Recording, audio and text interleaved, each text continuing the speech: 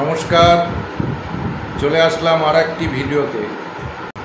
মুম্বাইয়ে যারা ক্যান্সার চিকিৎসা করাতে যাবেন কিংবা বেড়াতে যাবেন, আজকের ভিডিওটি তাদের জন্য।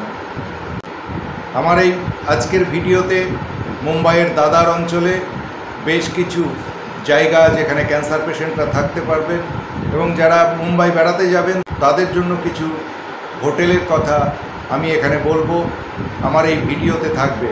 তাই ভিডিওটি স্কিপ না করে শেষ পর্যন্ত আপনারা অবশ্যই দেখবেন। বারবার মুম্বাই যাওয়ার সুবাদে আমার এই চ্যানেলে আমি আগেও মুম্বাইয়ের অনেক ভিডিও আপলোড করেছি, আগামী দিনেও করব। তাই সেই সমস্ত ভিডিওগুলি দেখতে হলে এখনও যারা আমার চ্যানেলটিকে সাবস্ক্রাইব করেননি অবশ্যই সাবস্ক্রাইব করে রাখুন। চলুন আর দেরি না করে শুরু করছি আজকের ভিডিও। আবার একটা নতুন ভিডিওতে সকলকে স্বাগত। চলে এসেছি মুম্বাইয়ের দাদার স্টেশনের সামনে। এই দাদার স্টেশন, এখান থেকেই এই ভিডিওটা করছি। সকলে ভালো আছেন? আজ প্রায় দিন 15 হলো মুম্বাইয়ে আছি। আগামীকাল আমাদের ফেরার ফ্লাইট, সকালবেলা যাব ছেলের ওখানে আইআইটি বোম্বে, তারপর ওখান থেকে সন্ধ্যার ফ্লাইট ধরে সোজা কলকাতা। আইআইটি ফ্লাইট জার্নি সমস্ত ভিডিও নিয়ে আসবো আপনাদের সামনে, আপনারা সঙ্গে থাকুন। এখন দাঁড়িয়ে রয়েছি দাদার স্টের শেয়ার ট্যাক্সি স্ট্যান্ডের সামনে। দাদার স্টেশনের সামনে থেকে এই ভিডিওটা করছি। দাদার স্টেশনের সামনেই দাঁড়িয়ে আছি। এই দাদার স্টেশনে আপনারা নেমে এখান থেকে যেতে পারবেন টাটা হসপিটাল, এখান থেকে পেয়ে যাবেন শেয়ার ট্যাক্সি। শেয়ার ট্যাক্সি ঠিক করে টাটা হসপিটাল আমি যাব।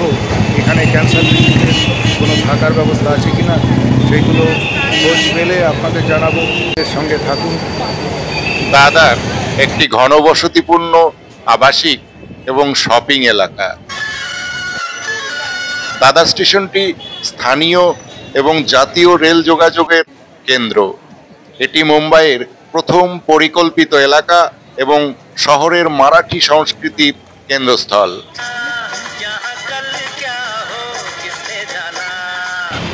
মুম্বাই শহরে এসে সব কিছু হারিয়ে ফেলেও তার মধ্যে খুঁজে নেওয়া এর আনন্দ হয়। হারিয়ে গিয়ে তার মধ্যে থেকেই সব কিছু খুঁজে নিতে হয়। টাটাতে যারা আসবেন দাদার এলাকায় নেমে এভাবেই খুঁজে নেবেন রুম, হোটেল, যার যেমন সামর্থ্য। তো আজকে আমিও সেই সন্ধানে বেরিয়েছি, কোথায় রুম পাওয়া যায়, কোথায় হোটেল পাওয়া যায় দেখি। খোঁজে খোঁজে চলে এসেছি শ্রী গুরু সিং সভার সামনে।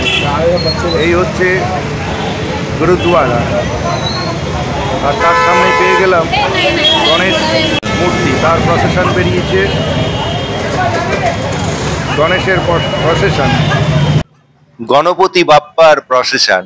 মুম্বাইয়ে আসলে অবশ্যই দেখে নেবেন প্রভাদেবী এলাকায় গণেশকে উৎসর্গীকৃত সিদ্ধিবিনায়ক গণপতি বাপ্পার মন্দির। ধীরে ধীরে চলে এলাম গুরু সিং সভা অর্থাৎ গুরুদ্বারা, যেখানে ক্যান্সার পেশেন্টের থাকার ব্যবস্থা রয়েছে। তারই সামনে অফিসে দেখতে পেলাম সর্দারজিকে। এমনই আরেকটি গুরুদ্বারা আছে ঘাটকোপারে, কাঁচে সাঁটানো লিফলেটটি দেখে নেবেন। দাদার গুরুদ্বারাতে এসে সর্দারজির সাথে কথা বললাম, কিন্তু এখানে যেটা বললেন এখানে আসার পর যদি রুম খালি থাকে তবেই পাওয়া যাবে। রুমের ভাড়া অ্যাটাচ বাথ 1300 থেকে 2100 অবধি, তার আগে 700 থেকে, সেগুলো অ্যাটাচ বাথ নয়। তো ভেতরে ভিডিও নিতে পারলাম না, হয়তো ভেতরে ভিডিও নেওয়া নিষিদ্ধ, তাই ভেতরে ভিডিও নেওয়া গেল না। তাই গুরুদ্বারার সামনে থেকেই এই ভিডিওটুকুনি করলাম, আপনাদের এই ইনফরমেশানটুকুনি জানানো। আপনারা আসলে গুরুদ্বারাতে যদি কখনো আসেন, দাদার গুরুদ্বারা, সেই দাদার গুরুদ্বারাতে এসে যদি ঘর খালি থাকে, রুম খালি থাকে, তাহলে আপনারা পেয়ে যাবেন। রুমের ভাড়া আগেই বললাম, অ্যাটাচ বাথ 700 থেকে 2100, আর 700 থেকে এখানে অন্যান্য রুম রয়েছে যেগুলো অ্যাটাচ বাথ নয়। গুরুদ্বারা থেকে ঘুরে এসে দাদা স্টেশনের কাছাকাছি আবার চলে আসলাম। এখান থেকে ওই যে রাস্তাটা গেল ওইদিকে গার্গী মহারাজ, চলুন গার্গী মহারাজের ওদিক থেকে ঘুরে আসা যায়। চলে এসেছি সেন্ট্রাল রেলওয়ে অফিসার্স কলোনির সামনে, তার পাশে বিজেপি পার্টি অফিস, তারই পাশে হচ্ছে এই গার্গী মহারাজ ক্যান্সার পেশেন্টের থাকার জায়গা। এখানে পার ডে রুম ভাড়া 260, কমন বাথরুম। গার্গী মহারাজে আসলে এদের ওয়েটিং রুম আছে, এই ওয়েটিং রুমে আপনাকে ওয়েট করতে হবে।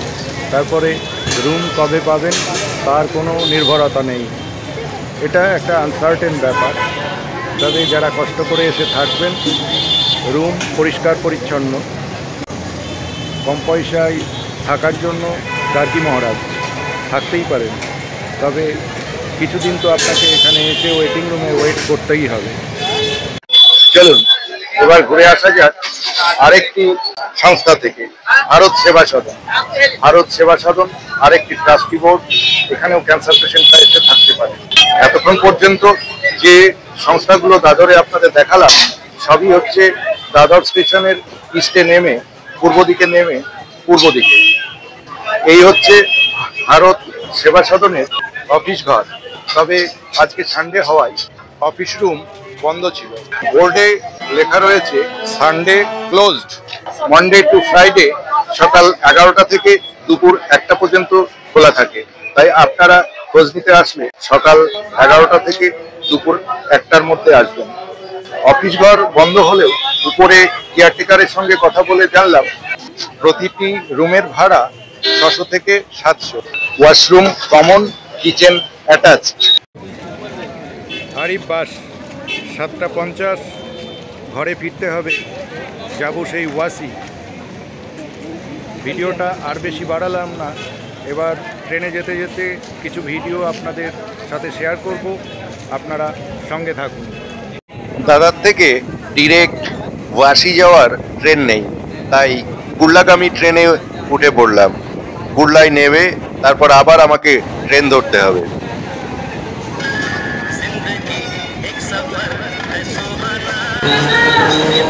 দাদর থেকে এসে নামলাম কুর্লা স্টেশনের 6 নম্বর প্ল্যাটফর্মে। এখান থেকে যাচ্ছি 7 নম্বর থেকেই ভাসি লাইনের ট্রেন পেয়ে যাব, ওখান থেকে ট্রেন ধরে ভাসি। চলুন যাওয়া যাক 7 নম্বর প্ল্যাটফর্ম।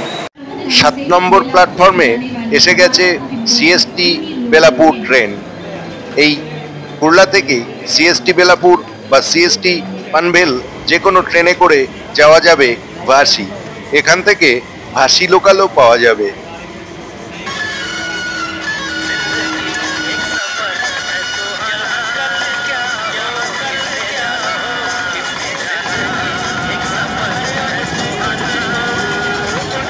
মুম্বাইয়ে যারা ক্যান্সার চিকিৎসা করাতে আসবেন তারা দাদারে আমার এই ভিডিওতে দেখানো এই জায়গাগুলোই খোঁজ খবর নিতে পারেন।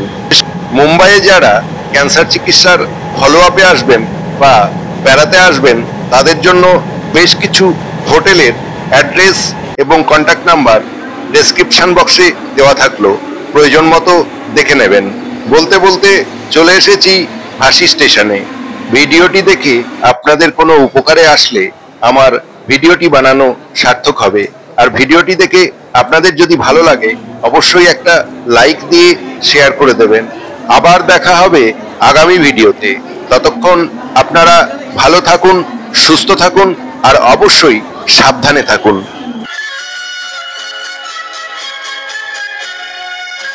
जिंदगी एक सफर